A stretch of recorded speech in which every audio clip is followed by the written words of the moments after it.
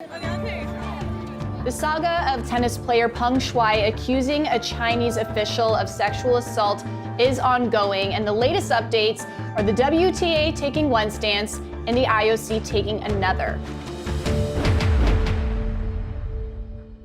Here to talk about that is a professor of global sport, Simon Chadwick, from Emlyon Business School in France. Thank you so much, Simon, for taking the time. Do you think there was a right way for a sporting organization to approach Peng Shuai?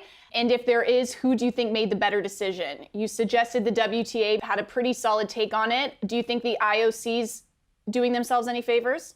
The interesting thing about the WTA, I think, is that many of us in the West have been calling over the last 2, 3, 4 years for our sport organizations to take a stand. And that's exactly what the WTA has done. We asked them for it, and we got it. Now, I think in one sense it plays to a popular narrative, and there will be many in the West who will stand behind the decision that has been made. And we see the number of tennis players who are now saying, good move. We're really happy that you did that. But of course, there will be consequences, certainly in China. I also still want to know from the WTA is, why did you do this so quickly? Because this is very unusual. But at the same time, if we look at the IOC, I guess the constituency of the IOC is much broader. It's a much more delicate balancing act. The reality is for the IOC is that it's got its next big major sporting event due to take place there.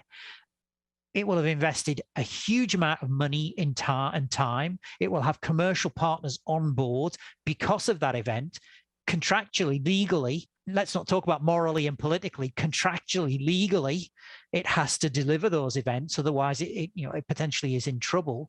And so I think that what the IOC has sought to do is pursue what it calls this silent diplomacy.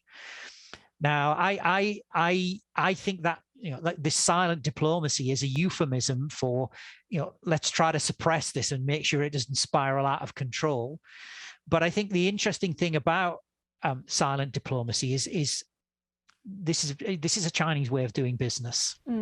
So right, so they're playing their game. Yeah, so China doesn't discuss contentious issues in public.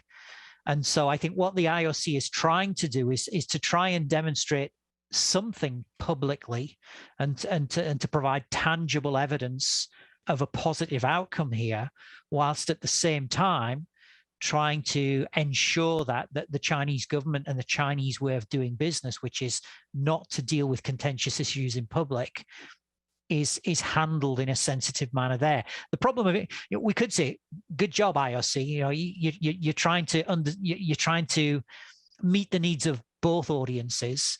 There'll be people out there in the world who are saying, well, actually, bad job, IOC. What you're doing is you're either pandering to the US or you're pandering to China.